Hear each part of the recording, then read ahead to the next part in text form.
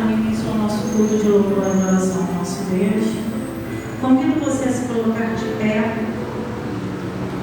e fechar os seus olhos para estarmos falando com o Senhor nesse momento. Pai querido, nosso Deus amado, mais uma vez, Senhor, estamos em Tua presença, com gratidão a Deus por esse dia que o Senhor nos deu a oportunidade, Pai, de vivermos e de estarmos, Senhor, mais uma vez aqui em Tua presença. Senhor, eu apresento a Ti a vida da Tua igreja, Pai. Apresento, Senhor, os nossos corações e a nossa oferta, ó Deus. Tudo aquilo, Senhor, que nós preparamos para Te entregar nessa noite. Eu venho, meu Deus, te pedir que o Senhor não permita, ó Pai, que nada venha atrapalhar a nossa adoração, nada venha, Senhor, atrapalhar o nosso louvor a Ti. E, Senhor, queremos tocar o Teu coração nessa noite. Queremos, Senhor, agradecer o Teu nome e dizer, Senhor, o quanto Te amamos, o quanto o Senhor é maravilhoso para nós. Receba, Senhor, o nosso louvor e a nossa adoração. Alegra, Senhor, o Teu coração junto com o Teu povo nessa noite, pois queremos, Senhor, sentir a Tua presença.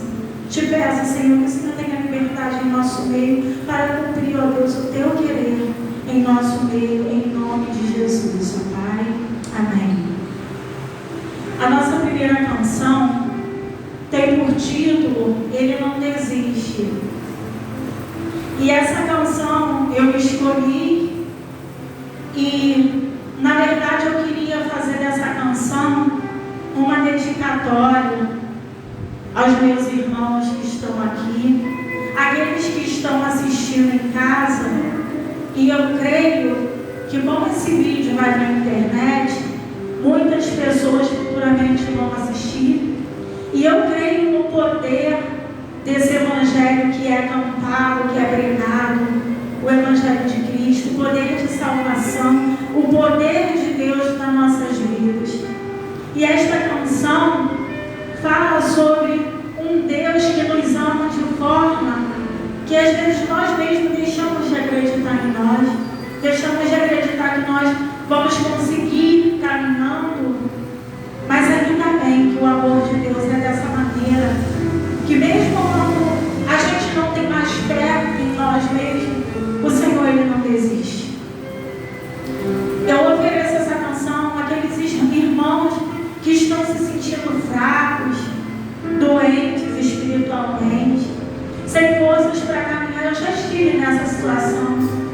Quantas vezes eu me senti enfraquecida, sentia saudade do Pai, da casa do Pai, e não conseguia vencer as barreiras em mim para me unir com os irmãos em comunhão e estar na presença do Senhor.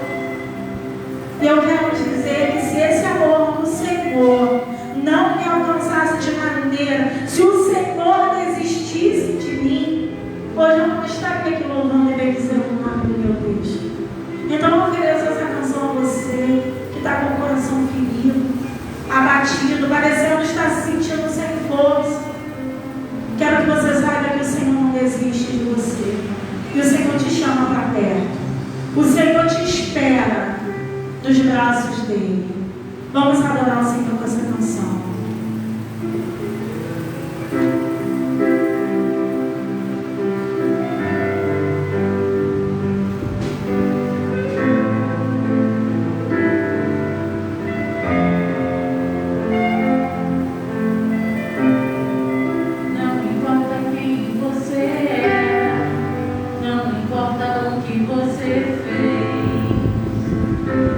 Jesus conhece o seu interior também.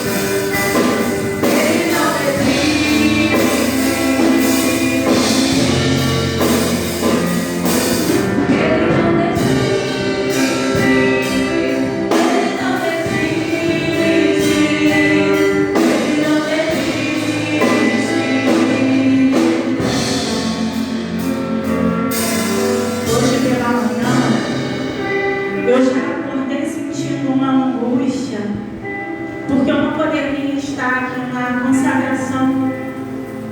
Aquele entristeceu meu coração de uma forma que várias coisas, ao decorrer da manhã mesmo, foi me criando uma angústia no coração, uma tristeza. E eu ali, ocupada, tarefada, fazendo as minhas coisas, coloquei o louvor para ouvir, eu não conseguia parar de sentir aquilo.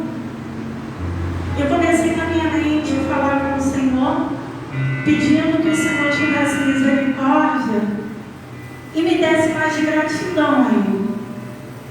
Porque o fato de eu não poder estar aqui na consagração era um assunto espiritual, mas as outras coisas que estavam me angustiando era coisa do dia a dia, da própria casa. E eu falei assim: Senhor, nosso coração às vezes se abate por tantas coisas pequenas que a gente deixa de perceber as maravilhas do Senhor, as misericórdias do Senhor.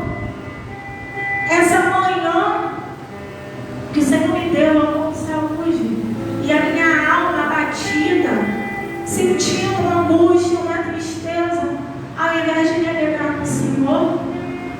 E a minha oração começou assim: Senhor, dá-me mais gratidão a Ti. Senhor, me dá um coração mais grato a Ti. Que os meus olhos possam contemplar, Senhor, as Tuas maravilhas. E passei um dia, amado, com esse sentimento, pedindo ao Senhor misericórdia.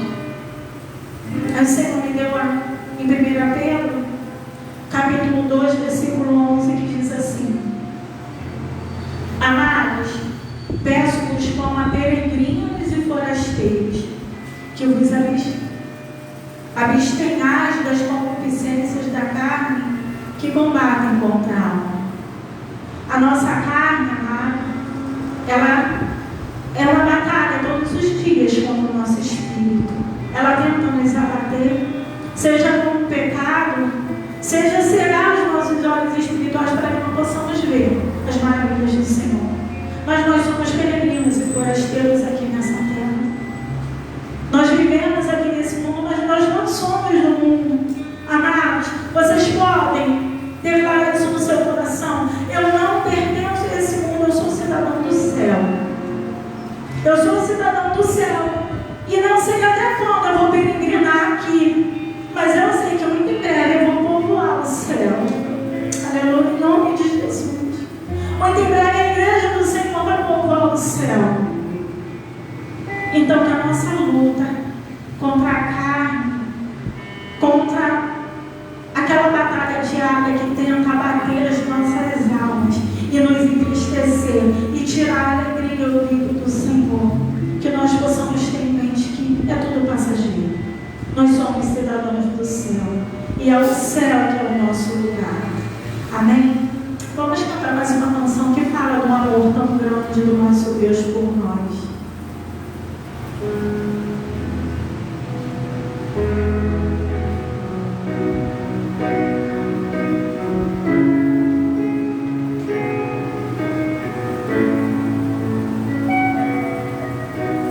Tão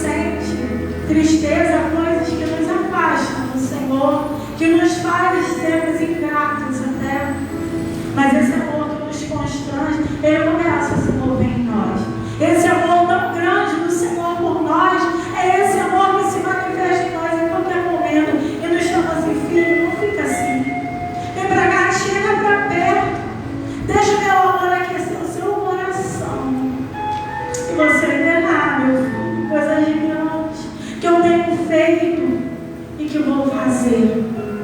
O Senhor é um Deus fiel que vai cumprir o que começou em nós. Basta nós darmos lugar ao Senhor nosso Deus. Vamos cantar uma canção que fala dessa presença que é o lugar que nós queremos habitar.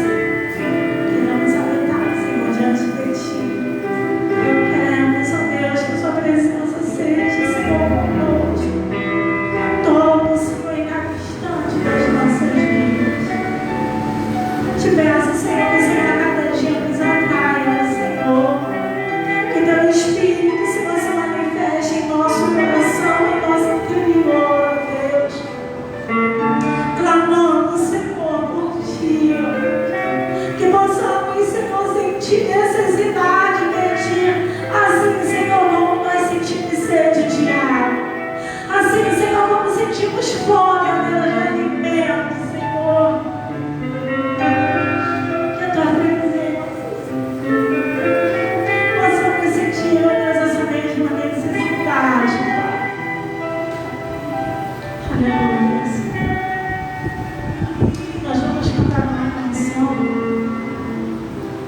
aonde a igreja vai estar com a oportunidade de ofertar a casa do Senhor.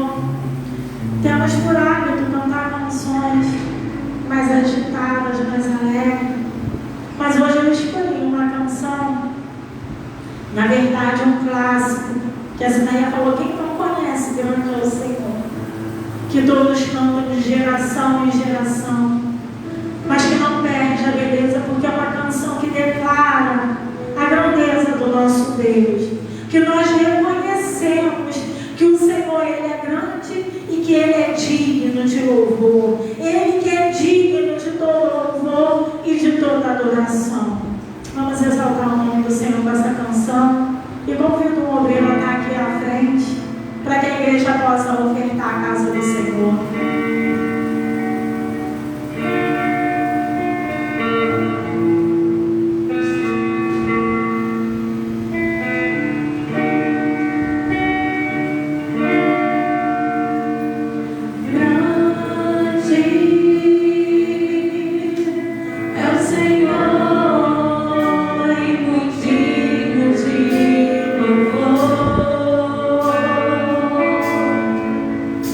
Nasci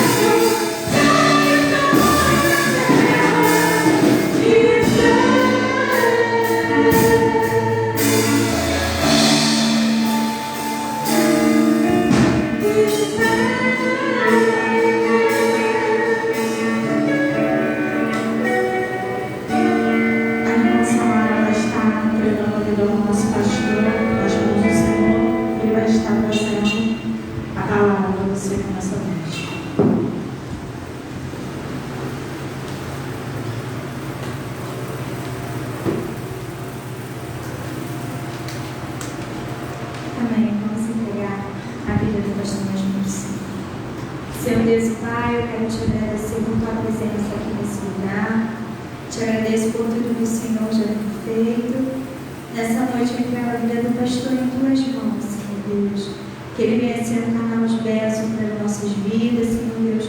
Que possamos estar com os nossos ouvidos abertos e sensíveis para ouvir a tua voz, para ouvir aquilo que o Senhor tem para falar, Senhor Deus. Desde já eu te agradeço por tudo que o Senhor tem feito e por tudo que o Senhor vai fazer.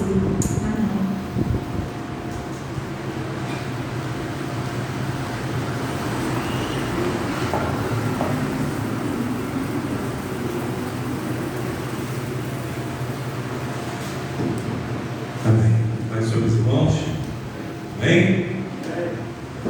Pedir a você para abrir a sua Bíblia, por favor, em Apocalipse, capítulo 20. Provavelmente a penúltima página da sua Bíblia.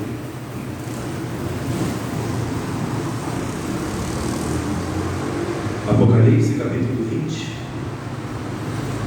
E eu vou pedir a você mais uma vez, para manter a sua Bíblia aí. Hoje eu diminui um. Hoje nós vamos ler mais 5 textos depois disso, tá? Então, até o final, vou pedir a você para estar lendo comigo mais 5 vezes. Vou citar muitos outros versículos, mas vou citá-los para você, vou ler, mas eu pedi para você acompanhar 5 vezes aí. Apocalipse, capítulo 20. Nós vamos ler a partir do versículo 5. Deixa mais fácil do que esse para encontrar só em Gênesis. Apocalipse, o último, já no finalzinho também, terminando o capítulo 22, e a gente vai ler no 20. Hoje a gente está encerrando a nossa série de mensagens a respeito de Hebreus 6, 1 e 2, né? Fala aí, o último tema é sobre o juiz eterno, e hoje a gente encerra. Para mim, um período abençoado. Espero que Deus tenha falado no seu coração também, que hoje possa falar mais uma vez. Seguindo a orientação do Senhor, eu resolvi falar sobre esses 6 temas que abordam os fundamentos da nossa fé. Eu tenho certeza que se você ouviu, acompanhou, parou para assistir, se você não esteve no culto, viu junto com a gente, eu tenho certeza de que o Senhor pode te esclarecer e que hoje você tem uma bagagem para você, para a sua vida, aonde algumas incertezas caem por terra, muita coisa tem sido ensinada por aí, fora daquilo que a palavra diz, muita coisa tem sido dita, muito achismo, quando na verdade a gente precisa ver o que a palavra diz. E hoje eu quero falar com você sobre esse tema que é pesado, né? Juízo final, juízo eterno, o dia que o Senhor vai resolver a situação com a gente, onde cada um vai ter que prestar conta a Ele. Eu quero falar sobre isso. Apocalipse 20, a partir do versículo 5, vamos ler aí. Todo mundo achou? Vamos lá? Apocalipse 20, versículo 5 diz assim: mas os outros mortos não reviveram, até que os 1000 anos se acabaram. Essa é a primeira ressurreição. O bem-aventurado e santo é aquele que tem parte na primeira ressurreição. Sobre esses não tem poder a segunda morte, mas serão sacerdotes de Deus e de Cristo e reinarão com ele 1000 anos. E acabando-se esses 1000 anos, Satanás será solto da sua prisão e sairá enganar as nações que estão sobre 4 cantos da terra, Gog e Magog, cujo número é como a areia do mar, para os ajuntar em batalha. E subiram sobre a largura da terra e cercaram o arraial dos santos e a cidade amada, mas desceu o fogo do céu e os devorou. E o diabo que os enganava foi lançado no lago de fogo e enxofre, onde está a besta e o falso profeta. Esse já tinha ido para lá. E de dia e de noite serão atormentados para todo sempre. E vi um grande trono branco, e o que estava sentado sobre ele, de cuja presença fugiu a terra e o céu, e não se achou lugar para eles. E vi os mortos, grandes e pequenos, que estavam diante do trono. E abriram-se os livros, e abriu-se outro livro, que é o da vida. E os mortos foram julgados pelas coisas que estavam escritas nos livros, segundo as suas obras. E deu o mar aos mortos que nele havia. E a morte e o inferno deram os mortos que neles havia. E foram julgados cada um segundo as suas obras. E a morte e o inferno foram lançados no lago de fogo. Esta é a segunda morte. E aquele que não foi achado escrito no livro da vida foi lançado no lago de fogo. E aí João vai falar que ele viu algo melhor, algo maravilhoso depois desse julgamento. Ele diz aí: vi um novo céu e uma nova terra, porque já o primeiro céu e a primeira terra passaram e o mar já não existe. E eu, João, vi vi a santa cidade, a nova Jerusalém que de Deus descia do céu, adereçada como uma esposa ataviada para o seu marido. E ouvi uma grande voz do céu que dizia: eis aqui o tabernáculo de Deus com os homens, pois com eles habitará, e eles serão o seu povo, e o mesmo Deus estará com eles, e será o seu Deus. E Deus limpará de seus olhos toda lágrima, e não haverá mais morte, nem pranto, nem clamor, nem dor, porque já as primeiras coisas são passadas. E o que estava sentado sobre o trono disse: eis que faço novas todas as coisas. E disse-me: escreve, porque essas palavras são verdadeiras e fiéis. E disse-me mais: está cumprido. Eu sou o Alfa e o Ômega, o princípio e o fim. A quem quer que tiver sede, de graça lhe darei da fonte da água da vida. Quem vencer, herdará todas as coisas, e eu serei seu Deus, e ele será meu filho. Mas quanto aos tímidos, ou covardes, ou medrosos, pode estar assim na sua versão, e aos incrédulos, e aos abomináveis, e aos homicidas, e aos fornicários, e aos feiticeiros, e aos idólatras, e a todos os mentirosos, a sua parte será no lago que arde com fogo e enxofre, o que é a segunda morte. Amém. Paramos por aqui. Eu quero, com esse texto, te trazer para dentro dessa realidade. Primeiro eu quero vincular a pregação de domingo passado com essa. Domingo passado nós falamos sobre a ressurreição dos mortos, e como lemos aqui no início, essa ressurreição da qual nós falamos é a primeira ressurreição. Como foi explicado no domingo passado, há dois períodos diferentes de ressurreição. Um, no arrebatamento, quando Jesus volta para buscar a sua igreja, há uma ressurreição, onde os salvos, os servos de Deus de todas as épocas, aqueles que serviram ao Senhor, mesmo aqueles que viviam para Deus antes ainda de Jesus, que ouviram da palavra, que aprenderam do Senhor e que serviram a Ele, eles vão ser ressuscitados nesse dia em que Jesus voltar.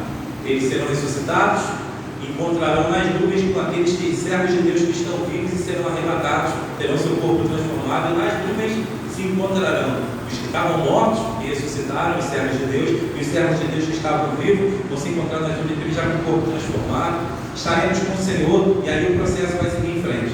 E agora vai se falar de uma segunda ressurreição, uma ressurreição que vem depois de alguns acontecimentos. Então, de forma assim muito rápida, eu quero dar uma passada nesses últimos acontecimentos, para que você entenda. As pessoas falam de tanta coisa. Não, está na Bíblia. Na Bíblia está dizendo que vai acabar de fogo, que vai acabar isso, que vai acabar aquilo. Falam de um monte de coisa. O que está na Bíblia de verdade? A Bíblia apresenta para a gente o que os teólogos chamam de escatologia. É o estudo das últimas coisas. Quais são essas últimas coisas? A Bíblia vai mostrar para a gente, lá em Mateus 24, Jesus vem explicando sobre os últimos acontecimentos. Ele começa falando sobre uma etapa, uma fase chamada de o princípio das dores. É a fase que a gente está. Essa fase do princípio das dores, Jesus vai falar que há alguns sinais que marcam esse período. E ele vai falar para a gente quais são esses sinais. Ele vai falar para a gente de guerra e rumores de guerra. E a gente tem visto isso aí. A guerra que teve no Iraque há poucos anos, na Síria, surgimento aí do Estado Islâmico, que gerou essa onda de refugiados pelo mundo todo, pessoas fugindo da guerra, largaram seu lugar, seu país e foram para o outro. Jesus vai falar de fome e de miséria. A gente viu isso durante muitos anos e ainda acontece nos países da África. A gente vê isso agora muito perto da gente, na Venezuela, onde muita gente está imigrando para o Brasil, passando para o Brasil como refugiado também, pedindo abrigo aqui pela necessidade que está sofrendo lá, pela dificuldade. Desde a época que a gente tinha um casal de missionários da igreja de Boa Vista, que estava lá, muita coisa que estava faltando. Eles falavam às vezes da dificuldade de conseguir itens básicos, como açúcar, por exemplo, ficaram um tempo sem conseguir, não tinha nos mercados, e cada dia a coisa vem piorando. Os venezuelanos estão passando um período muito difícil aí relacionado à alimentação. Jesus falou dos falsos profetas que surgiriam, e a gente tem visto isso à torta e à direita. Falou que o amor de muitos se esfriaria, e a gente vê isso o tempo todo.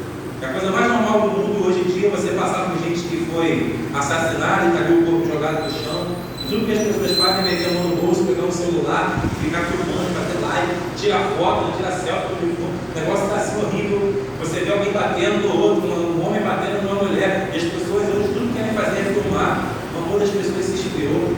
Já não há mais a dor de ver alguém sofrendo, de ver alguém passando um momento difícil. Hoje o amor se esfriou. Jesus vai falar das pestes que viriam. Quantas a gente viu passando por aí, Ebola lá na África, gripe suína, gripe aviária, o próprio SARS, mesmo que agora voltou com o tal do Covid, que ainda está atormentando a gente. Ainda estamos vivendo essa realidade. Você está de máscara, eu estou aqui no microfone, mas você está de máscara, passando por essa situação ainda. Parece que por aqui não existe mais, mas existe ainda. O sogro do pastor Daniel, da Assembleia de Deus, aqui perto da gente, faleceu essa semana de Covid. A gente vem recebendo das notícias, os pedidos de oração, né, por essa situação. Ainda está por aí, não se fala mais por causa da eleição, mas ainda está por aí. Fala-se de uma segunda onda que pode vir ou não, e a gente vai vivendo mês a mês as nossas transformações aí. O Covid já matou mais de 162 mil pessoas no Brasil, mais de 1 milhão de pessoas no mundo todo, e a gente está vivendo essa peste, essa praga que está aí, né, essa pandemia. Jesus avisou que isso aconteceria. Pela primeira vez aí na nossa geração, né, nesses 100 anos aí, a gente vê acontecer uma peste dessa que alcança o mundo todo. E como eu anunciei no início, né, da quarentena, lá nos nossos cultos, enquanto a gente estava dentro do culto presencial, parece que agora as dores, nesse princípio de dores, que as dores agora tomaram proporções mundiais, e a gente está vendo o momento de Jesus voltar. E aí a Bíblia vai falar para a gente, é muito interessante, no último sinal que Jesus dá, lá em Mateus 24, ainda ele falando sobre tudo isso que iria acontecer, ele fala de uma parábola sobre a figueira, apontando para Israel. Israel é como se fosse o relógio de Deus para a gente, né? O povo judeu. E Daniel, o profeta Daniel fala muito sobre eles, fala das 70 semanas dele. E aí Jesus, em Mateus 24, ele vai falar sobre uma parábola e diz assim, ó: aprendei, pois, a parábola da figueira. Quando já os seus ramos se tornam tenros e brocam folhas, ou quando ela floresce, né? Algum versículo, algumas Bíblias está assim, quando a figueira florescer, sabeis que está próximo o verão. Igualmente, quando vides todas essas coisas, sabei que ele está próximo às portas. Em verdade vos digo que não passará essa geração que vive esses acontecimentos, sem que todas essas coisas aconteçam. O céu e a terra passarão, mas as minhas palavras não vão passar. Jesus nos dá um sinal, ele fala que quando a figueira florescesse de novo, e ele está apontando para Israel. Israel, 70 anos depois de Jesus, mais ou menos, o povo de Israel ele foi banido de lá, foi espalhado pela terra. E eles viveram durante 1800 e poucos anos, soltos por aí, envolvidos em todas as nações, sem ter um lugar deles. Mas em 1948, pouco tempo atrás, né, a gente olha para essa realidade tem pouco tempo. E aí a gente tem gente que está entre nós, que vive entre nós, pessoal da nossa família, que nessa época já estava aí, né? E que nesse período de 1948, Israel foi declarado novamente uma nação. E eles começaram a voltar de todos os países onde eles estavam espalhados, eles começaram a voltar para a terra deles, lá para a Palestina. E Jesus falou que essa geração, quando essa figueira florescesse, quando Israel voltasse a ser uma nação, quando eles voltassem para a terra deles, essa geração não iria passar sem ter esses acontecimentos todos. Sem ver agora arrebatamento, sem dar de frente para todos os acontecimentos durante a tribulação. Ele fala, essa geração vai ter isso.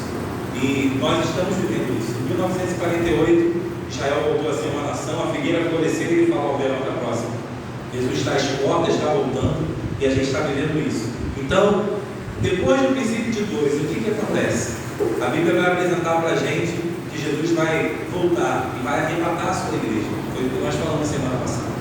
Vai ressuscitar os mortos salvos, vai recolher os salvos que estão vivos, vamos encontrar com ele nas nuvens, vai acontecer então esse arrebatamento. O Senhor vai tirar a igreja dele da terra. E assim que ele tirar a igreja da terra, ele começa uma fase distinta. Vai acontecer um período, uma fase de 7 anos. E a partir daí a gente divide duas histórias. A igreja que foi arrebatada, os salvos de todos os tempos, os vivos e os que estavam mortos, e agora ressuscitados, vamos estar com o Senhor. E durante esses 7 anos a gente vai viver uma festa, uma alegria. A igreja que é noiva de Jesus vai se casar com ele. Nós vamos agora, a igreja noiva, Jesus o noivo, vamos viver as bodas, né? Essa cerimônia de casamento. Nós vamos celebrar no céu esse encontro finalmente. A igreja nunca mais vai se apartar de Jesus. Durante esse período de 7 anos também, além da festa, dessa celebração, da ceia que o Senhor nos prometeu, né, nós vamos ainda viver um processo chamado Tribunal de Cristo, aonde as nossas obras, as obras daqueles que serviram ao Senhor, vão ser julgadas por Ele, não para condenar ninguém ao inferno, mas onde Ele vai provar aquilo que a gente fez no fogo, para ver se o que a gente fez foi com a intenção certa, se o que a gente fez foi para Deus, e aquilo que nós fizemos, nós vamos receber galardão, né? Ele vai recompensar aqueles que trabalharam para Ele, que fizeram a obra dele, que cuidaram dos servos dele, e todas as coisas que o Senhor viu na nossa vida, aquilo que nós fizemos através do nosso corpo, vai ser recompensado lá. Enquanto nós vivemos esse tempo com o Senhor no céu, já essa cerimônia de casamento, a igreja botando para o Senhor, essa festa que a gente espera rever os nossos irmãos, né? Esse processo nosso de encontro com esse Jesus, de poder vê-lo face a face, né? De fazer as perguntas, como diz, quando chegar no céu, eu devo ficar muita coisa, né? E você ter esse encontro com o Senhor. Durante esse período aqui na terra, a história vai ser outra. Durante 7 anos, a terra vai viver o que é chamado de a grande tribulação, aonde Deus vai derramar a ira dele sobre a humanidade, tudo que a humanidade tem feito, por todos os pecados que têm sido cometidos, por toda a maldade, toda a corrupção, tudo que a humanidade tem feito, o castigo virá. Vai ser nesse período de grande tribulação. A gente já vai explicar todo o processo para você. Mas nesse período, enquanto a igreja está lá celebrando, aqui na terra, a grande tribulação vai estar acontecendo. Esses 7 anos vão ser divididos em 2 etapas. A primeira etapa vai ser chamada de uma falsa paz. Nesse período vai se levantar um líder para governar o mundo todo. Imagina o desespero quando a igreja subir de uma hora para outra. Quando tudo acontecer e tudo que vai acontecer nessa terra, o desespero das pessoas sem saberem explicar o que aconteceu quando a igreja for arrancada. Vai virar um tumulto o mundo todo. E aí vai se levantar uma liderança que vai governar o mundo todo. O mundo todo vai trabalhar com uma moeda só. Nesse período aí acontece aquele negócio do 666 que as pessoas falam tanto, né? Que os clientes ficam todos apavorados procurando essa marca da besta. Vai chegar uma hora que tudo só vai ser comprado quem tiver essa marca desse 666, que vai ser de uma forma ou de outra, o pessoal fica questionando como vai ser chip, vai ser não sei o que, vai ser no cartão de crédito, vai ser uma marca para botar na sua mão, vai ser na testa, ficam questionando um monte de coisa, enfim, vai ser nesse período.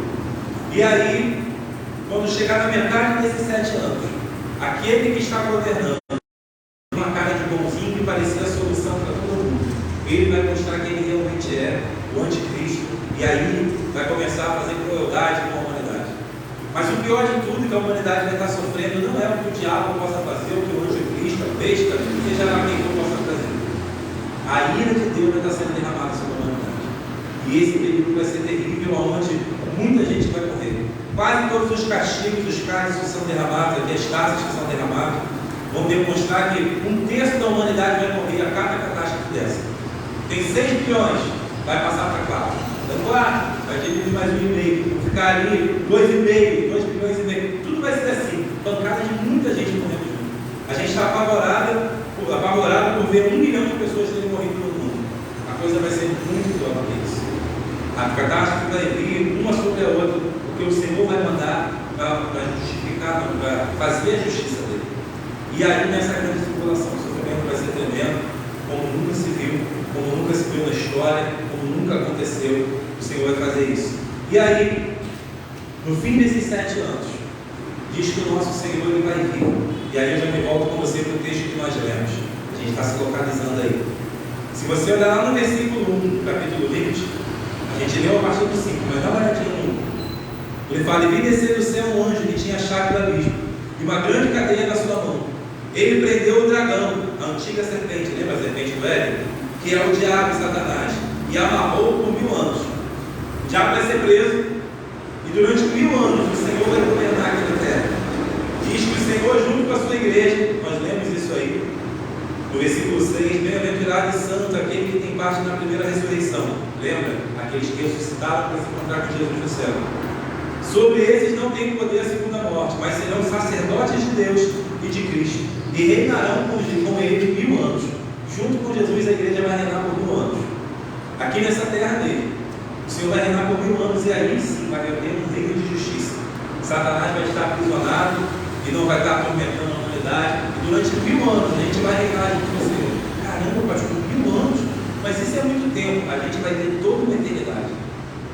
Já estaremos juntos com o Senhor, reinando aqui na terra, e o Senhor vai governar com justiça real. Quando terminarem esses 1000 anos, parece até loucura, mas diz lá no versículo 7. E acabando os 1000 anos, Satanás será solto da sua prisão, e sairá a enganar as nações que estão sobre 4 pontos da terra, Ele vai juntar um exército para tentar batalhar. Ele vai se juntar diante de Jerusalém, lá na Santa Cidade, como diz aí no texto. E quando ele chegar lá, na Santa Cidade, na cidade amada, como está no versículo 9, tentando batalhar, um exército vai ser formado por ele. Satanás solto alguns instantes, ele vai formar um exército para vir para lutar contra o Senhor e contra a igreja que está governando agora. Mas quando chegar lá, diz que fogo descerá do céu e vai consumir os inimigos do Senhor. E aí, finalmente, Satanás será lançado no lago de fogo que foi preparado para ele. Versículo 10 diz: e o diabo que os enganava foi lançado no lago de fogo e enxofre, onde está a besta e o falso profeta, e de dia e de noite serão atormentados para todo sempre. Primeira mentira que cai, das besteiras que são muitas que falam: o inferno não é um lugar onde o diabo reina e aonde os pecadores vão parar lá e o diabo fica lá atormentando, espetando os outros. O lago de fogo e de enxofre foi criado, foi preparado justamente para Satanás e os demônios que seguiram ele, os anjos caídos que seguiram ele. Esse lugar foi preparado para o castigo deles. Mas Satanás deu um jeitinho lá no Éden, lá no jardim, de, usando malícia, convencer a Eva para que ela pudesse comer daquele fruto, e ela convenceu Adão, e ele comeu daquele fruto. O pecado entrou, e agora o diabo convida a humanidade para sofrer junto com ele no lago de fogo. Ele não foi feito para nós, o lago de fogo não foi um lugar preparado para nos castigar, foi para castigar Satanás e os demônios, mas Satanás, com a malícia dele, trouxe o pecado até a humanidade e agora vai tentando levar quem ele pode junto com ele para estar condenado nesse mesmo lugar, porque é o que a palavra diz. Diz lá no versículo 15 que nós lemos também: aquele que não foi achado escrito no livro da vida foi lançado no lago de fogo também, quando Satanás foi lançado. Então essa é a realidade. Terminado então o milênio, o Senhor vence Satanás, lança Satanás no lago de fogo, e aí o que acontece? O tal juízo eterno, o juízo final, o juízo do trono branco, seja lá qual for dos nomes que você prefira. O versículo 11 vai dizer então que João viu um grande trono branco, estando assentado sobre ele estava o Senhor, o céu e a terra fugiram de diante de Deus. E ele diz no 12: e vi os mortos, grandes e pequenos, que estavam diante do trono, e abriram-se os livros, e abriu-se também um outro livro, que é o livro da vida. E os mortos foram julgados pelas coisas que estavam escritas nos livros segundo as suas obras. Diz ali que o mar deu os seus mortos, a morte e o inferno entregaram os seus mortos, e eles foram julgados pelo Senhor e depois lançados no lago de fogo. Aconteceu essa segunda ressurreição para que eles pudessem ser julgados. Os salvos e servos de Deus de todos os tempos já haviam ressuscitado, já estavam com o Senhor, já reinaram com Ele, passaram o período das bodas, passaram pelo tribunal de Cristo e agora reinaram durante 1000 anos com o Senhor aqui na terra. E finalmente há a segunda ressurreição, agora para que os pecadores, para aqueles que não se converteram, que não voltaram à sua vida do Senhor, que não se entregaram a Jesus, para que agora sejam julgados. A Bíblia vai dizer para a gente lá em Isaías 61 que o Espírito do Senhor Deus ele está sobre nós, e o Senhor nos ungiu para fazer algumas coisas, e dentre essas coisas ele fala para nós anunciarmos ou apregoarmos o ano aceitável do Senhor e o dia da vingança do nosso Deus.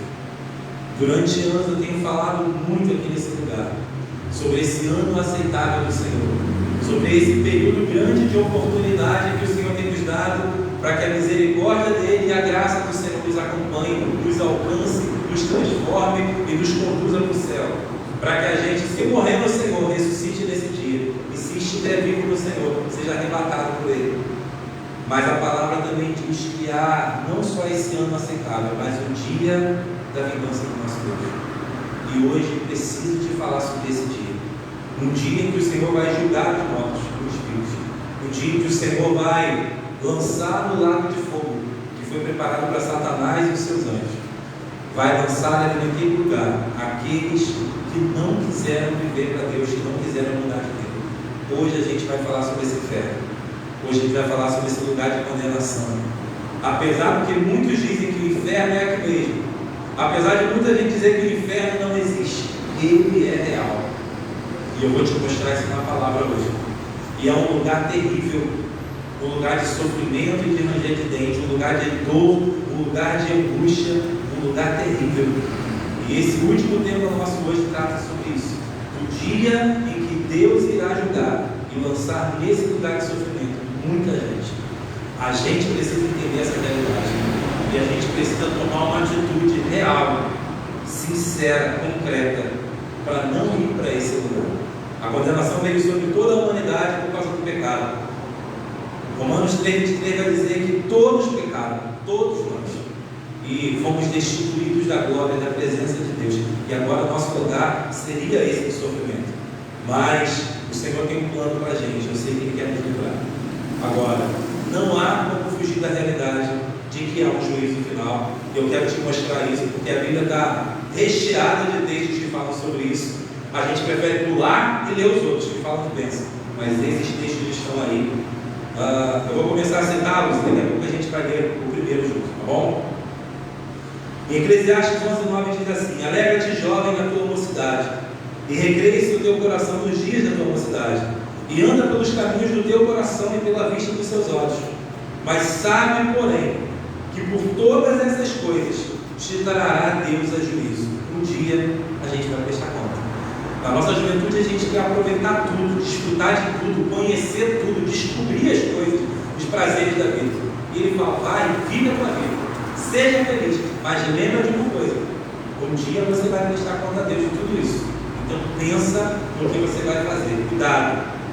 Eclesiastes 12:14 diz: porque Deus há de trazer a juízo toda a obra, e até tudo que está em segredo, quer seja bom, quer seja mal. Um dia a gente vai prestar conta a Deus.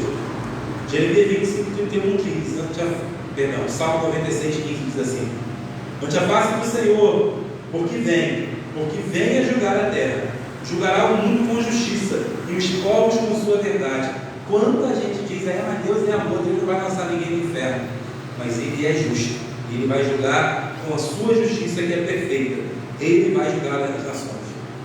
Jeremias 25:31 agora sim diz: chegará o estrondo até a extremidade da terra, porque o Senhor tem contenda com as nações, entrará em juízo com toda a carne, os ímpios entregará a espada, diz o Senhor. Deus tem uma contenda com a humanidade, por causa de toda a crueldade que está acontecendo. As pessoas durante esse período de pandemia falaram muito do negócio do desfile de carnaval, aonde o pessoal se enfeitou lá, se fantasiou, um de diabo, outro de Jesus, e o diabo pintou e rolou lá no Jesus, né? Fez um monte de coisa, as pessoas estão falando tanto disso. Mas quem dera fosse só isso. O problema é todo tipo de atrocidade que a humanidade tem feito. Cada criança que tem sido abusada, cada mulher que tem sido espancada, cada negro que tem sido morto, à torta e direito, e seja negro, branco, pardo, amarelo, como chamam os asiáticos, não é isso que faz a diferença, mas cada pessoa nesse mundo que tem sofrido a injustiça, toda essa corrupção que o Senhor tem visto, que muita gente acha que vai passar em branco. Gente, em todos os lugares da sociedade, seja na polícia, na política, na igreja, aonde estiver, na medicina, essas pessoas que têm usado da sua autoridade para poder abusar de outros que são mais fracos. Deus está vendo tudo isso. Tudo isso vai ser julgado. Tem gente que fala: aqui se faz, aqui se paga. É a tal da lei do retorno. Preste atenção. A gente não acredita nisso não. A gente acredita na lei da semeadura. Aquilo que o homem plantar, isso também ele vai colher. Deus é tão justo, tem uma frase que fala muito: Deus é tão justo que deixa a gente plantar o que a gente quiser, mas Ele dá exatamente aquilo que a gente plantou, é o que a gente vai colher, né? Agora, cuidado com esse negócio de lei do retorno. Isso é outra coisa que tem a ver com questão de espiritismo, de religiões orientais, né? De budismo e tal. Isso é uma outra parada, isso aí está relacionado a karma. Isso aí a gente não crê, não é o que a Bíblia ensina. Mas a Bíblia vai ensinar que o Senhor vai julgar aos vivos e aos mortos. Não dá para fugir dessa realidade. Vai seguir ainda no Novo Testamento agora. 2 Tessalonicenses 2:12 diz assim: para que sejam julgados todos os que não creram na verdade, antes tiveram prazer na iniquidade. A verdade foi apresentada, a palavra de Deus foi apresentada, Jesus foi apresentado, mas eles não tiveram prazer em crer no Senhor. Falaram: não, a gente prefere viver na iniquidade, a gente prefere viver no pecado. Todos esses vão ser julgados. A chance está sendo dada e estão jogando fora. A pessoa pode escolher o que ela quer, mas quem faz as suas escolhas vai assumir suas consequências também. 2 Timóteo 4,1 diz assim: conjuro-te, pois, diante de Deus e do Senhor Jesus Cristo, que há de julgar os vivos e os mortos, na sua vinda e no seu retorno, e no seu reino. Primeiro na sua vinda para arrebatar, ele já vai estar julgando. E depois, quando ele estabelecer o seu reino, viver o milênio, e aí ele vai julgar novamente, como a gente viu. Hebreus 9,27. Esse versículo para mim ele é fantástico. Ele é simples, mas ele detona de uma vez um monte de heresia. Ele diz assim: como aos homens está ordenado morrerem uma vez, vindo depois disso o juízo. Esse versículo é simples, mas ele já desbanca várias mentiras que estão sendo pregadas por aí. Ele já desbanca uma realidade que tem sido ensinada e muitos de nós aprendemos durante a nossa vida, de um lugar chamado purgatório, um lugar onde ele é intermediário e quem morre aqui vai para lá. E aí quem está aqui vai acender vela para iluminar essa pessoa, os caminhos dela, vai pagar penitência aqui para que a pessoa lá possa receber uma liberação quando estiver no purgatório, para que possa ser levada para o céu ainda. Vão ser feitas preces aqui para que essa pessoa que está lá possa sair de lá e entrar no céu. A Bíblia aqui em Hebreus 9,27 diz bem claro: a pessoa morre uma vez só, também não há reencarnação. Você morre agora, mas você vai reencarnar. A Bíblia diz aqui bem claro, por isso eu gosto tanto desse versículo. A pessoa morre uma vez e depois disso ela vai ser julgada e pronto. Não há uma outra realidade. É um processo simples e esse versículo tão pequeno mostra essa verdade. Não há reencarnação, não há um purgatório, um lugar de apelação, não existe isso. Hebreus 10 ainda vai dizer, 30 e 31: porque bem conhecemos aquele que disse: minha é a vingança, eu darei a recompensa, diz o Senhor. E outra vez diz: o Senhor julgará o seu povo. Horrenda coisa é cair nas mãos do Deus vivo. O mesmo Deus de amor é um Deus justo que vai julgar. E não pense você que ele não vai lançar no inferno, porque vai. A justiça dele pede isso. E por fim, 1 Pedro 4,17, que diz assim: porque já é tempo que comece o julgamento. E preste muita atenção nisso, igreja. Porque ele diz: porque já é tempo que comece o julgamento pela casa de Deus. E se primeiro começa por nós, qual será o fim daqueles que são desobedientes ao Evangelho de Deus? E se o justo apenas se salva, onde aparecerá o ímpio e o pecador? Ele fala que o julgamento começa pela igreja, pela casa de Deus. Amado, você precisa despertar para isso agora. Você que serve ao Senhor, quando pensa, vai falar de juízo final, isso não é para mim. Graças a Deus você é bem-aventurado e vou estar na primeira ressurreição. Eu vou reinar com o Senhor. Eu não vou ser julgado nesse trono branco. Eu já vou estar liberado disso aí. Olha o que ele diz: o julgamento começa pela casa de Deus. Ele vai começar por nós. Como? Na hora que Jesus voltar, nós que conhecemos essas boas novas, nós que já conhecemos a palavra de Deus, nós que frequentamos a igreja durante anos, nós vamos ser os primeiros a sermos julgados. Como assim, pastor? Jesus vai voltar para nos buscar e ele vai levar a igreja dele. O julgamento começa pela igreja. Na hora em que a trombeta tocar, o julgamento acontece instantaneamente. Quem não ouvi-la, pessoas que estiveram na casa de Deus, que durante anos estiveram na igreja, mas que não permitiram que as coisas mudassem dentro de si, que não deixaram o Senhor mudá-lo, transformá-lo. Pessoas que estavam na igreja, mas na verdade o reino de Deus não fazia parte da vida dele. O Senhor vai separar uma igreja que hoje é visível, mas ele vai separar aqueles que são dele. Nós lemos aqui na semana passada um texto que diz que há algo que é certo: o Senhor conhece os que são seus. E o julgamento vai começar pela igreja na hora em que o arrebatamento acontecer. A palavra diz que dois vão estar andando juntos. Um vai ser tomado e o outro vai permanecer. E eu quero falar desses que vão permanecer. Você precisa despertar para isso. Nós precisamos ter pavor desse dia, nesse aspecto. Falar: Senhor, eu quero tomar uma postura hoje, porque eu não quero ser julgado no dia do arrebatamento, eu não quero ser deixado. O Senhor vai começar o julgamento pela igreja dele fazendo isso, tomando quem é dele. E aqueles que não pertencem a ele hoje, nós vamos tratar isso melhor, ele vai deixar. Esses não vão ser arrebatados. O julgamento começa pela gente, pela igreja. Nesse mesmo momento, aqueles que escolheram desprezar a palavra de Deus que hoje conhecem e resolveram continuar no pecado, vão ser deixados aqui. E esses vão entender na hora, mano. Eu queria que você entendesse: esses é que vão se desesperar. aqueles que conhecem a verdade, aqueles que sabem desses últimos acontecimentos, aqueles que sabem que Jesus está para voltar, mas continuam agindo da mesma forma que agiam antes. Estão na igreja, mas não se converteram de verdade, não entregaram seu coração, não abandonaram o pecado. Esses vão permanecer, e o julgamento já começa aí. Já sabe quem ficou, já sabe para onde vai. Eu imagino o desespero daqueles que frequentaram tanto a casa do Senhor, mas fingiram para os outros que eram crentes. Tentaram enganar o pastor, o presbítero, o evangelista, tentaram enganar as pessoas, mas a Deus ninguém engana. E nessa hora o julgamento acontece para nós. É nessa hora que o Senhor já vai se reparar quem é dele e quem não é, vai permanecer. E eu imagino o desespero. A hora que notar que os irmãos se foram, a hora que notar que ficou, que perdeu a chance, meu Deus, o que eu fiz? Não levou a sério aquilo que devia. E na hora do arrebatamento ficou. E aí começa o desespero.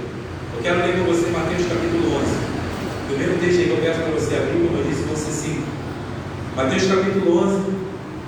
Nós vamos ler a partir do versículo 22. Antes de derramar a ira na grande tribulação, o Senhor vai tomar a sua igreja. Deixa eu até te falar um negócio aqui que você que é dúvida de alguns.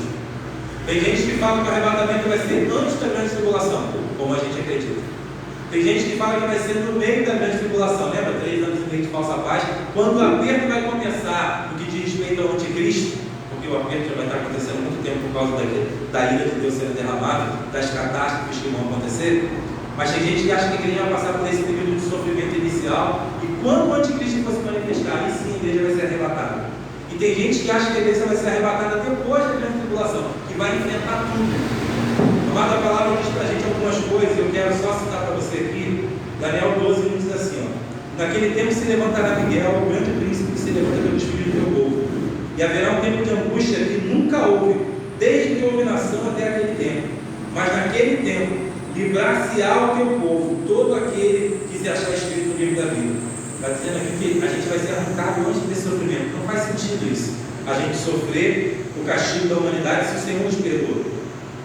1 Tessalonicenses 5,9 diz assim: porque Deus não nos destinou para a ira, mas para a aquisição da salvação por nosso Senhor Jesus Cristo. Não creio de maneira nenhuma que a igreja vai passar pela grande tribulação para enfrentar isso tudo. Lá em Sodoma e Gomorra, quando Deus ia destruir, lembra que ele falou para Abraão: olha, eu vou destruir Sodoma, Gomorra, a demais é ruim. E Abraão começou a falar para ele assim: pô, mas se tiver gente justa lá, se tiver 50, 45, 40, 30, mas se tiver 10 pessoas, se tiver 10 justos, eu não vou destruir por causa deles. E tinha só 4, que era a família de Ló. Deus mandou os anjos ir lá e tirar a família de Ló, que era justa, do meio daquele povo para depois destruir. Não faz sentido Deus deixar a igreja dele, que lutou esse tempo todo para se manter santo, deixar no meio da tribulação para sofrer junto com o povo. A palavra mostra para a gente aqui nesses textos, nessa realidade de quem é o nosso Senhor, dos princípios dele. Ele vai nos livrar.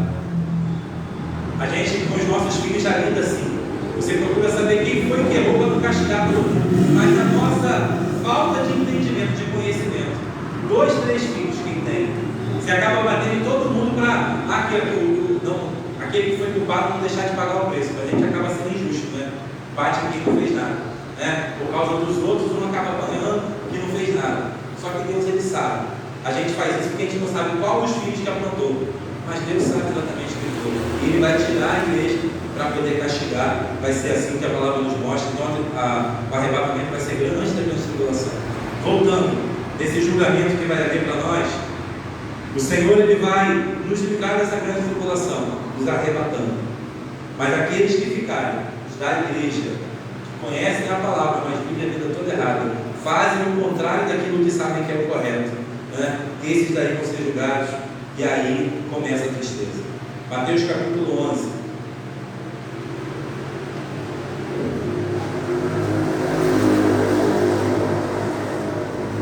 Mateus 11 diz assim, versículo 22: por isso eu vos digo que haverá menos rigor para Tiro e Sidom no dia do juízo do que para vós.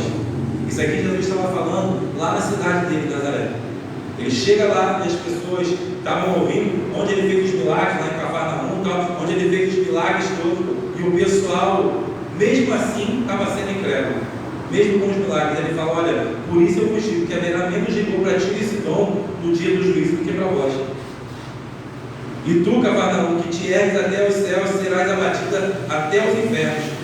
Porque se em Sodoma e Gomorra tivessem sido feitos os prodígios que em ti se operaram, teria ela permanecido até hoje. Porém, eu vos digo que haverá menos de poucos de Sodoma no dia dos juízos do que para ti. Por quê? Porque eles viram os milagres do Senhor. No capítulo 12, aí de Mateus também, ele vai seguir, pode deixar também para você. Versículo 38 diz assim, ó: Então alguns dos escribas e dos fariseus tomaram a palavra dizendo: Mestre, quiséramos ver da tua parte algum sinal. Mas ele lhes respondeu e disse: Uma geração má e adúltera pede um sinal. Porém não se lhe dará outro sinal senão o profeta Jonas. Pois como Jonas esteve 3 dias e 3 noites no ventre da baleia, assim estará o Filho do Homem 3 dias e 3 noites no seio da terra. Os ninivitas ressurgirão no juízo com essa geração e a condenarão, porque se arrependeram com a pregação de Jonas. E eis que essa aqui, está aqui, na verdade, eis que está aqui quem é maior do que Jonas. A rainha do meio-dia, a rainha de Sabá, se levantará no dia do juízo com essa geração e a condenará, porque veio dos confins da terra para ouvir a sabedoria de Salomão. E eis que está aqui quem é maior do que Salomão. Ele está falando de gente que teve a oportunidade, mesmo vivendo uma vida de pecado, mas se converteu. Os ninivitas eram um povo terrível, mas quando Jonas chegou lá e anunciou que Deus ia destruir a cidade, eles se arrependeram, se humilharam diante de Deus e foram perdoados. Mas nós que temos visto os milagres do Senhor, quantas das vezes permanecemos com o coração duro? O julgamento vai começar pela igreja e a gente precisa acordar para isso. Ai daqueles que conhecem a palavra e escolhem viver o que é errado, se forem pegos de surpresa no dia que o Senhor voltar. Não são poucos os avisos sobre esse dia em que o Senhor vai voltar. Lá em Mateus 3,2 diz assim: Arrependei-vos, pois é chegado o reino dos céus. João Batista pregou isso, Jesus pregou isso, os apóstolos pregaram isso, a igreja do Senhor tem pregado isso. Se arrependa, abandone a vida de pecado, viva uma vida para o Senhor. Jesus está voltando. Quantas e quantas vezes essa mesma palavra tem sido anunciada, mas muitos estão na casa do Senhor e resolvem permanecer do mesmo jeito, sem se arrepender, sem mudar de vida.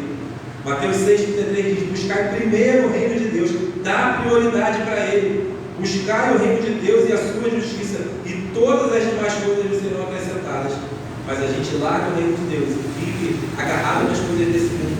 Em primeiro lugar deve ser o reino de Deus. Por quê? Porque Jesus está voltando e a justiça dele vai se cumprir. Mateus 19,23 diz: Disse então Jesus aos seus discípulos: Em verdade vos digo que é difícil entrar um rico no reino dos céus. Ele alertou, mas quanta gente está buscando as riquezas e esquecendo que às vezes corre esse risco de se perder por causa do dinheiro, por causa da fama, por causa do poder, e acabar deixando o Senhor de lado e acabar não entrando no reino dos céus. Sara disse aqui que nós somos peregrinos. Há um reino para nós, há um lugar preparado para nós. Nós estamos de passagem nessa terra, mas quanta gente tem se agarrado às coisas dessa terra e tem deixado de lado o mais importante, que é a nossa salvação. Jesus disse lá em Lucas 9,62: Ninguém que lança a mão no arado e olha para trás é apto para entrar no reino dos céus. Quantos têm abraçado a obra do Senhor, mas por causa das coisas desse mundo acabam deixando de lado, olham para trás? Ele fala que se você fizer isso, você não está apto para entrar no reino de Deus. Lucas 17, 20 e 21 diz assim: Interrogaram pelos fariseus sobre quando havia de vir o reino de Deus. Respondeu-lhes e disse: O reino de Deus não vem com aparência exterior, nem dirão ei-lo aqui ou ei-lo ali, porque eis que o reino de Deus está entre vós. Amado, você precisa entender isso. O reino de Deus já chegou, ele está em nós. O Senhor Jesus, ele já reina na vida de várias pessoas aqui. Nessa terra o Senhor já é rei de muita gente. Você que já entregou seu coração de corpo e alma para o Senhor, você que já se entregou, já submeteu a sua vontade à vontade de Deus, o Senhor já reina em você, o reino de Deus já existe em você. E só quem hoje já tem Jesus exatamente como seu rei, ele manda e você obedece, esse já tem o reino de Deus em si, e esse vai morar no reino de Deus que ele preparou para nós também. Se o Senhor ainda não reina, se você ainda faz a sua própria vontade, se você ainda age do jeito que você quer, se você ainda escolhe viver no pecado, filho, o reino de Deus não existe em você. E se esse reino não existe em você, você também não vai morar no reino dele lá fora. Essa é a grande verdade. O julgamento ele começa por nós. E se você ainda manda na sua vida, se você ainda não se submeteu ao Senhor, filho, você devia estar tremendo agora. Você devia estar apavorado agora diante dessa realidade. A figueira já floresceu. Essa geração não vai passar sem que o Senhor venha. E a hora que Ele vier, vai ser assim, no abrir e fechar de olhos. Ninguém vai ter tempo de tomar resolução nenhuma mais. Você não vai ter tempo de pedir perdão na hora que a trombeta tocar. Você vai ver que as pessoas simplesmente sumiram e acabou, você não tem mais opção. A partir dali você já foi julgado e ficou, porque você escolheu viver uma vida longe da vontade do Senhor. Era para você sentir pavor nesse dia diante dessa mensagem. A Bíblia é clara sobre esse assunto de quem vai entrar no reino dos céus e quem não vai.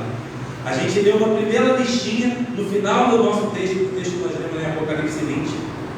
Ele fala para a gente que os medrosos, ou os covardes, algumas palavras, algumas Bíblias estão os tímidos, diz que os incrédulos, aqueles que não acreditaram no Senhor, que os abomináveis que viveram uma vida de destruição, os homicidas, os que matam, os fornicários, aqueles que fornicam e se sexo antes do casamento, e muita gente hoje acha que isso vai ser normal, os feiticeiros, os idólatras e os mentirosos. Olha aí, os mentirosos, a sua parte não é no reino dos céus. Diz aqui, a sua parte será no lago que arde com fogo e enxofre, que é a segunda morte.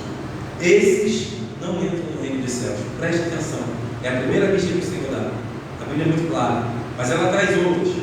João 3, versículos 3 e 5, leia comigo, por favor. Quem não vai entrar no reino dos céus?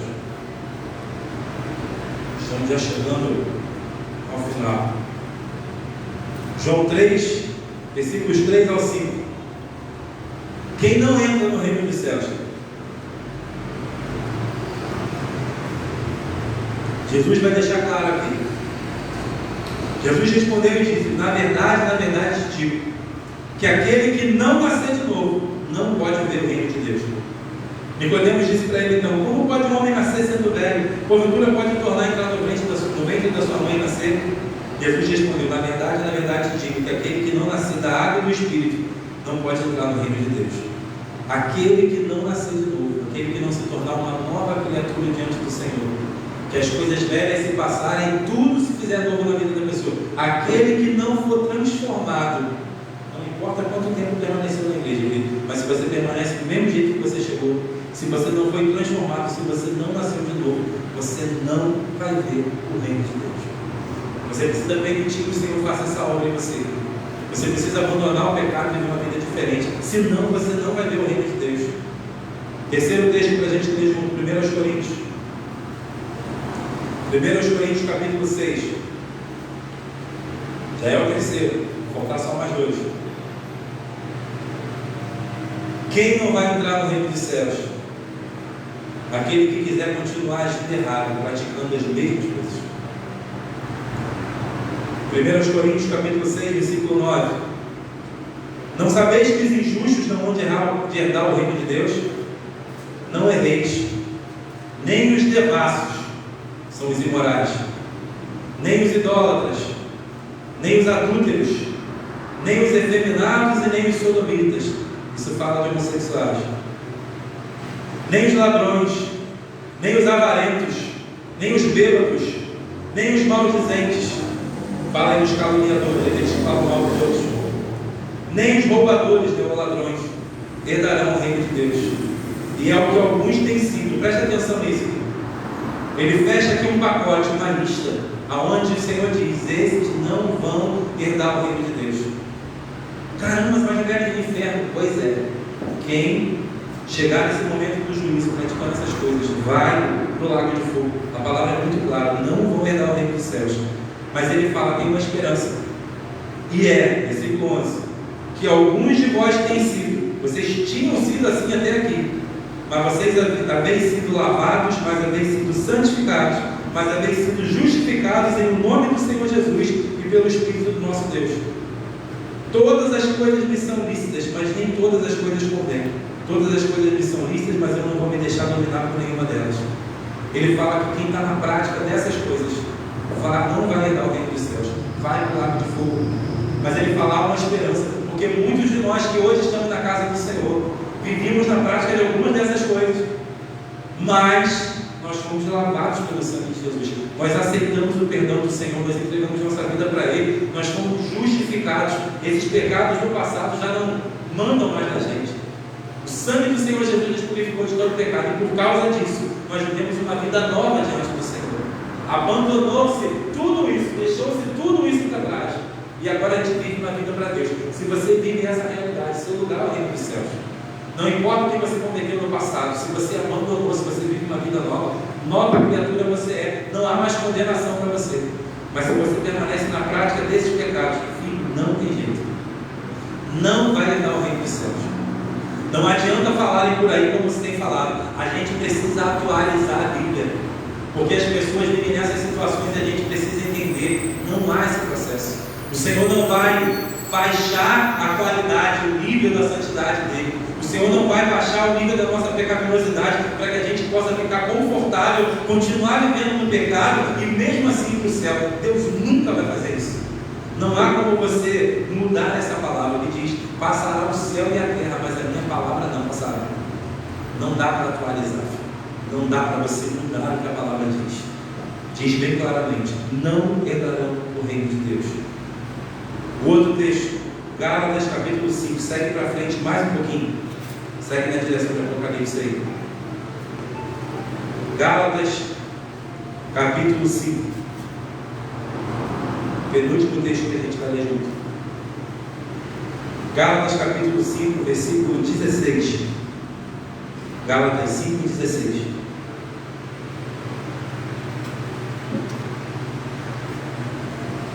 Digo, porém, andai em espírito e não cumprireis a concupiscência da carne, porque a carne milita ou cobiça contra o espírito, e o espírito contra a carne, e esses se opõem um ao outro para que não façais o que quereis. O espírito de Deus e a sua carne estão brigando constantemente. Ele segue dizendo: mas se sois guiados pelo espírito, espírito com letra maiúscula, espírito de Deus, não estáis mais debaixo da lei, porque as obras da carne são manifestas, todo mundo conhece. Quais são? Prostituição, impureza, lascívia.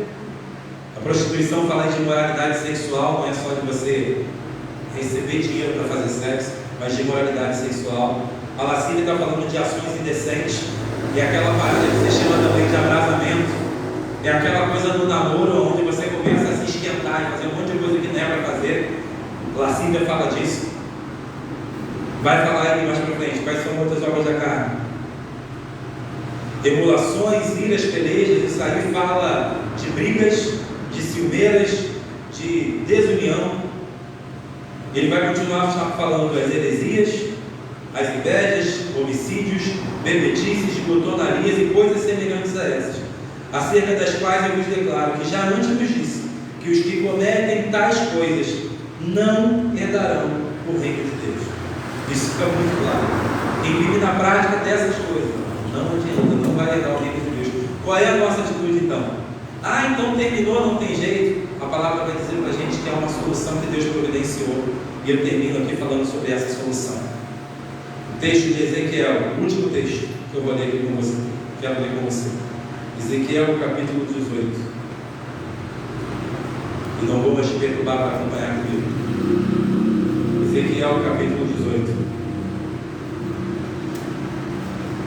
O reino de Deus, nós passamos aí por algumas listas de quem não vai entrar, quem vive na prática dessas coisas, mas ele diz: se você for lavado, for justificado pelo sangue de Jesus, abandonar essas práticas, há um lugar para você no reino dos céus. O Senhor não vem somente para falar: vou condenar todo mundo, mas quem viver na prática dessas coisas vai para fora do reino dos céus. Mas ele diz em Ezequiel 18, versículo 30. Ezequiel 18, 30. O último texto que eu vejo para você ler junto comigo. Portanto, eu vos julgarei a cada um conforme os seus caminhos, ó casa de Israel, diz o Senhor Jeová. Ele fala: eu vou julgar vocês, mas ele faz uma proposta. Ele diz: vinde e convertei-vos de todas as vossas transgressões, e a iniquidade não vos servirá de tropeço. Lançai de vós todas as vossas transgressões com que transgredistes, e criai em vós um coração novo e um espírito novo. Pois por que razão vocês morreriam, ó casa de Israel? Porque não tomam prazer na morte do que morre, diz o Senhor Jeová. Convertei-vos, pois, e vivei. A proposta do Senhor para todos nós é que a gente abandone essa vida onde a gente vivia todas essas coisas e que a gente viva uma vida nova diante do Senhor. Um coração novo, um espírito novo, lavado pelo sangue de Jesus para viver uma vida diferente. É isso que o Senhor tem para nós. Se nós vivemos uma vida assim, se nós vivemos uma vida diferente daquela vida antiga, uma vida onde agora a gente faça a diferença, amado, o lugar para nós é o céu. O Senhor hoje, Ele te chama para viver uma vida diferente. Do mesmo jeito daquele texto que é tão conhecido, eu vou citar para você. Lá em Mateus 25. Mateus 25, 1 diz assim: e quando o Filho do Homem vier em sua glória, e todos os santos anjos com ele, então ele se assentará no trono da sua glória, e todas as nações serão reunidas diante dele, e apartará uns dos outros, como o pastor aparta bodes dos bodes das ovelhas. E porá as ovelhas à sua direita, mas os bodes à sua esquerda. Então dirá o rei aos que estiverem à sua direita, as ovelhas: vinde benditos de meu Pai, possuir, pois, por herança o reino que vos está preparado desde a fundação do mundo. Esse lugar que foi preparado para nós. E ele vai dizer o porquê. Ele fala: porque eu tive fome e tu me deste de comer, tive sede e me deste de beber, fui estrangeiro e me hospedaste, estava nu e me vestiste, adoeci e me visitaste, estive preso e foste me ver. Vou falar sobre quando a gente fez isso pelo Senhor, quando vocês fizeram isso a qualquer um desses pequeninos. Amado, isso é vida de quem foi transformado. Isso é vida de quem abandonou o pecado e resolveu viver para Deus. Porque quando a gente nasce de novo no Senhor, a nossa vida não é o mais importante. A gente começa a olhar para os outros e a cuidar dos outros. Ontem eu e Seninha paramos para ver um filme, coisa rara da gente fazer junto. A gente parou para assistir um filme, e no meio do filme falaram uma frase que eu mandei no zap para ela lá. Ela fala que a coisa que há de mais honrado nesse mundo é a gente descobrir a necessidade de alguém e suprir. É a gente descobrir a ferida de alguém e curar. Quando a gente vive uma vida para Deus, a gente passa a amar as pessoas do jeito que o Senhor ama. E o problema das pessoas importa para a gente. E a gente começa a cuidar dos outros. E aí sim, a gente vai fazer essas coisas aqui sem ser por esforço. Eu sei que tem gente aprendendo em outras religiões a praticar boas obras para conseguir um lugar no céu. Não é isso que vai acontecer. Mas todo mundo que deixou de viver a sua vida de pecado e quer viver para o Senhor, vai começar a cuidar dos outros, a atender a necessidade dos outros, a curar a ferida dos outros. E quando vir alguém com fome, vai dar de comer. Quando ver alguém com sede, vai dar de beber. Quando ver alguém que é estrangeiro, que chegou, que está perdido, fala: poxa, eu não tenho o que dar. A pessoa vai receber, vai cuidar dessa pessoa. Quando vê alguém nu, vai vestir. Quando vê alguém doente, vai visitar. Quando tiver alguém preso, vai lá ver também. Aí sim, só quando a gente vive para o Senhor, a gente consegue viver isso. E aí o Senhor vai pegar esses que vivem essa vida, por quê? Porque tem que fazer para ir para o céu? Não. Mas porque amam o Senhor e cuidam das pessoas porque tem essa necessidade. O Espírito do Senhor nos move. Ele vai falar: entrai naquele lugar que foi preparado para vocês. Mas o versículo 41 vai dizer: então dirá também aos que estiverem à sua esquerda, os bodes: apartai-vos de mim, malditos, para o fogo eterno, preparado para o diabo e os seus anjos. O dia do juízo está chegando. O juízo final, onde Deus vai falar para esses: apartai-vos de mim, malditos, eu não vos conheço. Vá para o lago de fogo que foi preparado para Satanás, para o diabo e os seus anjos. Isso vai acontecer. O Senhor vai apartar quem é dele e quem não é, quem creu e quem foi incrédulo, quem mudou de vida, quem nasceu de novo e quem permaneceu na vida de pecado. Está chegando esse dia e a gente devia tremer diante dessa realidade, porque o julgamento vai começar pela gente. Amado, você hoje tem uma chance preciosa de escolher viver para o Senhor. Esse dia está chegando. A figueira já floresceu, todos os sinais já se cumpriram. Jesus está voltando. E a hora que Ele voltar, não dá mais para tomar atitude nenhuma. Se você tem vivido numa dessas coisas que você viu aí: caramba, quem pratica isso não entrará ao reino dos céus. Está na hora de você mudar de atitude e falar: Senhor, eu não quero mais. Eu quero viver uma vida correta, eu quero viver para o Senhor. Eu sei que o Senhor está voltando, antes que seja tarde demais. E ao invés de ouvir: vinde benditos de meu Pai, entrai no lugar que foi preparado, ouvir: apartai-vos de mim, maldito. Vá para o lago de fogo que foi preparado para Satanás e seus demônios. Amado, é algo muito sério para a gente brincar com isso. Se coloque de pé, por favor.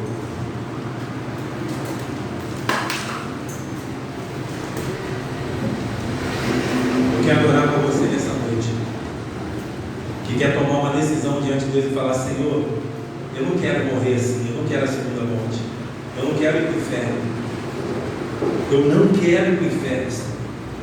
Eu quero uma eternidade contigo, eu quero ir para o teu reino. Só vai para o reino aquele que já tem o reino de Deus dentro de si. Está na hora de você fazer isso. Se você não aceitou Jesus ainda como seu Salvador, está na hora de você aceitar e entregar sua vida para Ele. Se você se desviou dos caminhos do Senhor, está na hora hoje de você voltar para os caminhos do Senhor. E se você tem estado na igreja há tempo, já aceitou Jesus, já se batizou, trabalha na igreja, faz as coisas, mas está vivendo no meio desses pecados que Ele falou: quem pratica isso não vai entrar no reino dos céus. Amado, está na hora de você se decidir hoje. Eu lembro do meu pastor dando palestra para jovens, e ele falava sobre namoro, noivado, casamento e sexo. E ele falava sempre: olha, a questão de virgindade, às vezes a gente acha que é só aquela questão da pessoa nunca ter feito sexo com ninguém, mas você pode lutar pela sua santidade, mesmo que você tenha tido na sua vida antes de se converter relacionamento sexual, mas você a partir de agora falar: não, eu não quero mais viver essa vida, eu não quero mais fazer o que é errado, isso é fornicação, não vai entrar no reino dos céus. E ele falava: você pode assumir uma postura hoje de santidade, de falar: Senhor, eu já errei no passado, mas a partir de agora eu quero assumir uma postura de santidade, porque eu quero viver para o Senhor, eu quero ir para o teu reino. E a partir de agora você tomar uma postura e falar: não, eu não vou fazer mais até o dia que eu me casar. Você já não é mais virgem, você já praticou o sexo, mas você assumiu uma postura de santidade. A partir de agora, se eu quero viver correto. Se você mentir, querido, está na hora de parar com isso. Fale a verdade em nome de Jesus. Você é servo de Deus, cara. Sua palavra: se é sim, tem que ser sim, se é não, tem que ser não. Largue esse negócio. Se você vive falando mal dos outros, cara, muda de atitude, não vai entrar no reino dos céus. Tudo que você ouviu, cada uma das situações, isso vai te levar para o inferno. Então abandona isso hoje. Assume uma postura hoje. Nós vamos orar juntos aqui, e você vai falar para Deus, falar: Senhor, a partir de hoje eu quero mudar de vida, eu quero viver uma vida santa, eu quero estar diante do Senhor, me ajuda, porque eu quero ir para o céu, eu não quero deixar de ver o reino dos céus. Você pode estar na igreja e não ir para lá, amado, por viver uma vida de pecado. Então, em nome de Jesus, toma uma postura. Eu quero perguntar se hoje tem alguém aqui que quer aceitar Jesus como seu Salvador, ou quer voltar para os caminhos do Senhor. Tem alguém? Quem levanta sua mão? Eu quero orar por você. Alguém que hoje quer se decidir, se quer aceitar Jesus, quer entregar sua vida para Ele, levanta sua mão, eu quero orar por você. Você quer voltar para os caminhos do Senhor? Você já esteve na igreja e se afastou, quer hoje voltar para os caminhos do Senhor? Dá um sinal com sua mão, eu quero orar por você. Eu quero convidar você também, querido, que está vivendo uma vida errada, mas quer se consertar hoje, a tomar uma atitude. Nós vamos orar agora. Feche os olhos. Pai, nós estamos aqui diante de Ti, diante da Tua palavra. E a Tua palavra, Senhor, ela é real. Nada vai fazer ela mudar. Não tem como se atualizar essa palavra. Ela já é perfeita. Senhor, em nome de Jesus, que a Tua palavra surta o efeito, Senhor, que ela preparou para essa noite. Aquilo que está no Teu coração, Senhor. Que o Senhor traga salvação nessa noite, Senhor, sobre as vidas aqui nesse lugar. Que o Senhor traga mudança de vida, Senhor, em nome de Jesus. Que haja decisões tomadas aqui hoje, Senhor, de mudança, de falar: eu não quero ir para o inferno, eu não quero ser julgado, eu quero estar no céu com o Senhor, e eu vou mudar de vida hoje. A partir de hoje eu assumo uma postura diante do meu Deus. Eu quero viver para Ti, Senhor. Você que decide isso nessa noite, diga para Deus, fala: Senhor, eu hoje quero mudar de vida, eu quero tomar uma postura nova, e no nome de Jesus, o Senhor vai te purificar de todo o pecado. O sangue de Jesus te purifica nessa noite, para viver uma vida nova, uma vida diferente, uma vida de uma nova criatura diante de Deus. Consagre seu coração agora para Deus, um novo espírito, um novo coração. Peça: Senhor, muda a minha vida em nome de Jesus. Muda a minha vida, Senhor, em nome de Jesus. Eu te entrego a minha vida. Diga isso para Ele. Fala: Senhor, eu te entrego a minha vida, Senhor. Eu quero viver uma vida diferente, em nome de Jesus. Senhor, cada um que nessa noite te diz isso, tome em tuas mãos, escreve uma história nova, Senhor, para a glória do teu nome, em nome de Jesus. Amém. Amém. Que você possa se assentar, voltar aí ao seu lugar, e que o Senhor escreva uma história totalmente diferente, em nome de Jesus. Se você hoje se decidiu, se você entregou sua vida para Jesus, se você se reconciliou, terminando aqui, me procure em nome de Jesus, para a gente poder conversar. Caiu o pecado, né? A gente está encerrando o nosso culto, deixa eu só te dar aqui 2 anúncios. 2 coisas estão acontecendo. Tivemos uma reunião com os obreiros quarta e definimos aí a liberação também das crianças menores. Tá? A gente está aí desde a mês tomando decisões, liberando as pessoas que estarem vindo. Então você que tem criança menor de 5 anos, a gente está te liberando também. Você querendo trazer as suas crianças para o culto, pode trazer. Crianças aí de 2 anos para cima vão ter a aula lá, né? Nós temos agora alguns que eram bebezinhos, mas nesse período de passou de quarentena já completaram esses 2 anos. Então, criança que tem de 2 a 5 anos também pode vir para a igreja agora. Traga com a máscarazinha. Eu sei que é menorzinho, mais difícil de manter muito tempo. Mas de 2 anos para cima, ele vai começar a ter aula também. A partir de terça-feira, você já pode trazer as crianças menores também. Então, toda criança pode vir de 2 até 11 anos a gente dá aula. Menor que 2 anos não tem aula ainda. Você fica com a criança aí no colo, segura aqui dentro do clube. Mas que tem de 2 anos para cima, já pode passar pelo processo de adaptação lá na salinha. Então, o pessoal que tem aí suas crianças menorzinhas pode trazer também a partir de terça-feira. Pode ficar com você no culto. Ou se já tem mais de 2 anos, você querendo, já pode mandar para a salinha para instalar os professores também. Então, de 2 a 11, a gente tem aula todo culto de terça a partir de agora. E no primeiro culto de domingo. No segundo culto a gente não tem aula das crianças, né? Mas você pode trazer, você também ficar dentro do período que você também está a Carol, tá? Não tem problema nenhum. Peço só que você traga com máscara. As menorzinhas, de repente lá na salinha, né? O máximo que vão ter são 5. Se vierem 2, para vocês verem. Então a gente vai controlar, manter a distância uma da outra, e as menorzinhas, de repente, se tiver dificuldade de ficar com a máscara lá na salinha, pode ficar sem. Aqui no tempo com a máscara. Porque a gente tem mais possibilidade, tá? De ficar a peso distante, não dá para ficar de repente menorzinhos sem a máscara. Maiores, de 5 anos para cima, com máscara, tá? Normal. Mas as pequenininhas, de repente a gente consegue quebrar o carro lá na salinha aqui, mantém a máscara direitinho, tá bom? Então as crianças são liberadas. E a segunda coisa, dia 6 de dezembro, não é isso? Dia 6 de dezembro, primeiro domingo do mês de dezembro, você inclusive está preparando uma programação especial para os pais e para os filhos. Então você que tem criança de qualquer idade, de recém-nascido até 11 anos, você está convidado para estar nessa programação. O pai, a mãe e as crianças. Vai ser uma manhã especial aqui para a família, os pais e os filhos.